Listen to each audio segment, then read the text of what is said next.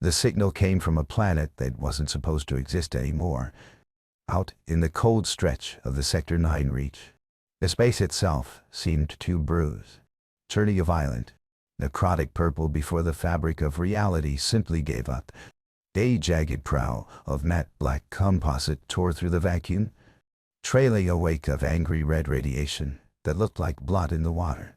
This was the Titan's shield, a 2-kilometer cathedral of kinetic ribs and thermal vents, its surface scarred by the grit of 1,000 forbidden suns. Along its hull, rows of crimson sensor eyes flickered to life, scanning the wreckage of the small research vessel drifting in its path. Inside the dying ship, the crew didn't pray to the gods of the Sovereign Union. They simply closed their eyes and waited for the monsters to finish what the void had started. Would you trust a monster if the saints left you to die?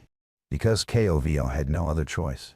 6 hours earlier, the luminous tide had been a temple of science.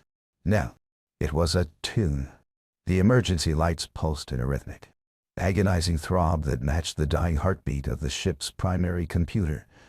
Every time the red light flared, Captain KOVO saw the iridescent teal scales along his neck shimmer. Then his species, the Aqua Ori, were built for the high-pressure depths of oceanic worlds, not the thin, freezing soup of a depressurizing cabin. The Union isn't coming, Captain, Zay whispered. The navigator's hands were no longer shaking. They had gone past that point into a terrifying, frozen stillness. On the bridge's main terminal, the distress beacon showed a status of acknowledged, yet the rescue fleet remained docked 3 systems away. They were being left behind to maintain a diplomatic silence. KOVO reached for the atmospheric filtration mask hanging from his chair. The mechanical mask looked like a muzzle, a sign of our capture by the laws of physics. He strapped the cold composite over his face, flinching as the blue oxygen seal hissed against his scales. It tasted of recycled copper and old sweat. The ship groaned, a sound of metal being bent by an invisible giant. KOVO looked at the forbidden terminal, the one locked behind a red X encryption. It contained the coordinates for Sol 3, a world the Sovereign Union had labeled a Level 5 extinction threat. The archives described the inhabitants as creatures who had turned war into an art form, a race so volatile they had to be quarantined for the safety of the Galactic Collective. KOVO's finger hovered over the transmit button. He wasn't just asking for help. He was inviting a predator into a graveyard. He pressed it. The data packet didn't contain a plea for mercy. It contained their ship's biological signatures and a single, desperate coordinate. Lunsabury. Sir, Nar said from the floor. The healer was cradling a small container holding 5 Aqua Fry, their tiny bodies translucent in the dimming light. They were the next generation of their colony, and they were suffocating in a corner where the last of the oxygen had pooled. The silence that followed was heavy. It was the kind of quiet that precedes a landslide. KOVO watched the sensor array, expecting nothing, until the gravitational sensors suddenly spiked into the red. Space didn't just ripple. It screamed. The Titan's shield didn't arrive with the graceful shimmer of Union warp drives. It punched its way into existence. A jagged black predator that dwarfed their research vessel like a shark hovering over a minnow. A low hum began to vibrate through the floorboards of the luminous tide. It wasn't the sound of engines. It was the sound of a massive magnetic tether locking onto their hull. "They're going to board us," Zay choked out, his eyes wide. KOVO gripped the arms of his chair. He thought of the Union's teaching show the universe was fundamentally orderly and kind, provided you followed the rules.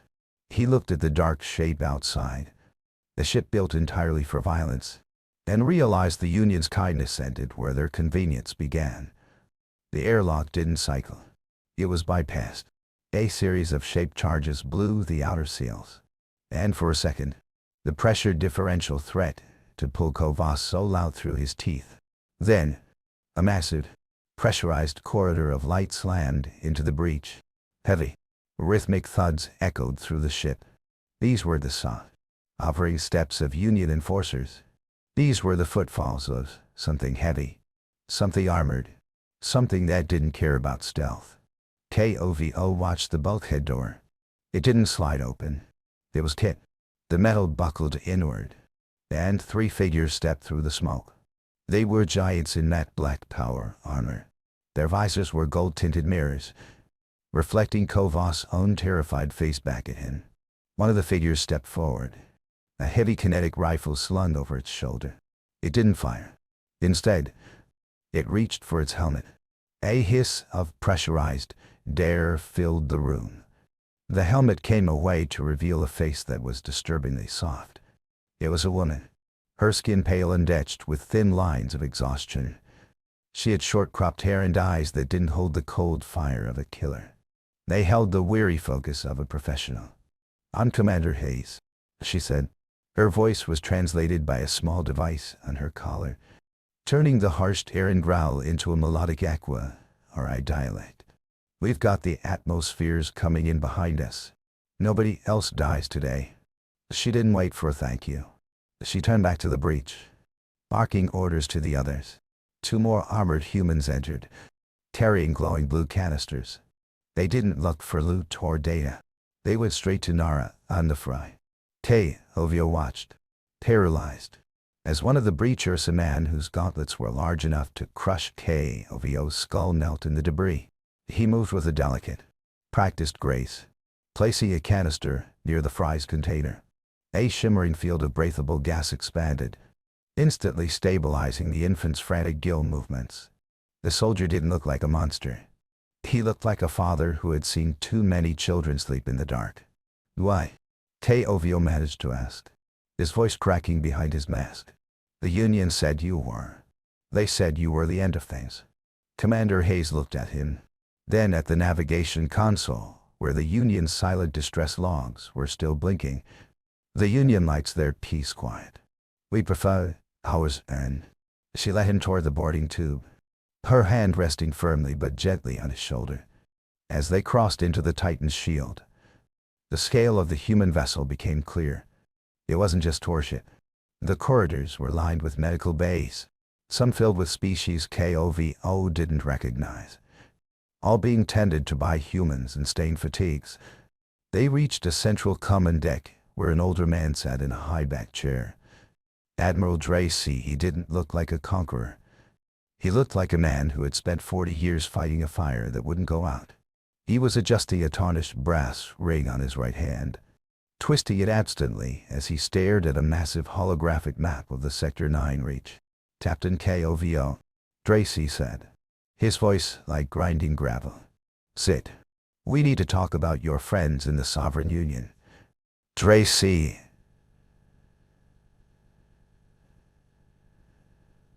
The map shifted, revealing dozens of red icons shadowing human trade routes. They weren't rescue ships. They were Union-style frigates, their targeting locks active and enslaved to Aqua or I communication hubs. "They weren't just leaving you to die," Dracy said, his eyes meeting KOVO's. "They were using your ship as bait to see if we'd break the quarantine. They wanted a reason to start the purge." KOVO felt the iridescent scales on his neck go. The Peaceful Council hadn't just abandoned them. They had calculated the cost of their deaths and found it profitable. He looked at the humans around him, the predators, the Deathworlders, the monsters. They were the only ones who had moved when the scream went out.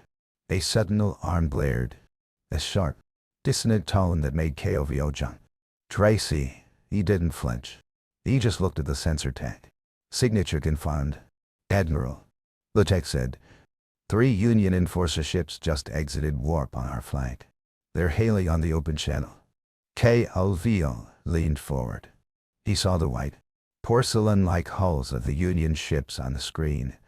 They looked beautiful, pristine, and utterly hollow. "This is the Sovereign Union." A code, in melodic voice, echoed through the deck. "You are in possession of restricted biological assets.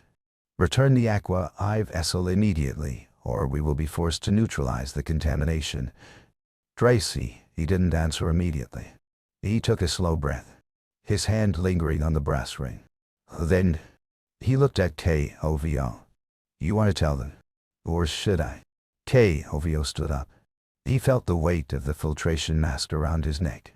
He reached up and tightened the blue seal. But this time, it didn't feel like a muzzle. It felt like armor. He stepped toward the comms array, his teal scales pulsing with a steady, defiant light. "This is Captain KOVO of the Luminous Tide," he said, his voice ringing out across the deck. "There is no contamination here. Only witnesses." The silence from the Union ships was absolute. It lasted exactly 5 seconds before the first volley of plasma fire lit up the void. The Titan's shield shuddered, but it didn't lean away from the blow. It leaned into it.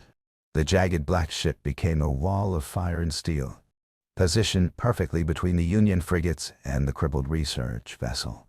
KOVO watched the monitors as the human ship took hits that would have vaporized any other vessel. The kinetic shields hummed, absorbing the energy and bleeding it off into space in great arcs of white lightning.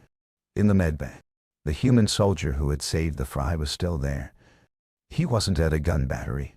He was sitting on a crate, letting one of the tiny aqua wrap its translucent hand around his armored thumb. KOVO realized then that the galaxy didn't fear the humans because they were violent. The galaxy feared them because they were uncontrollable. They didn't follow the orderly scripts of the Council. They were a wild variable in a calculated universe. The battle didn't last long.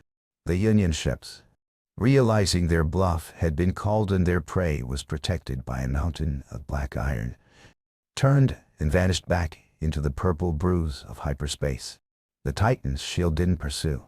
It had no need for conquest. It simply held its position, a silent guardian in the dark. KOVO walked back to the observation deck. The Luminous Tide was being towed into the Dreadnoughts' massive internal bay for repairs. He looked out at the stars of the Reach, realizing that the map he had followed his whole life was a lie. The monsters were the only ones who had kept their humanity, while the saints had traded theirs for a seat at the table. He unlatched his mask and held it in his hands. The mechanical mask was no longer a cage. It was the only thing giving my lungs the strength to speak the truth.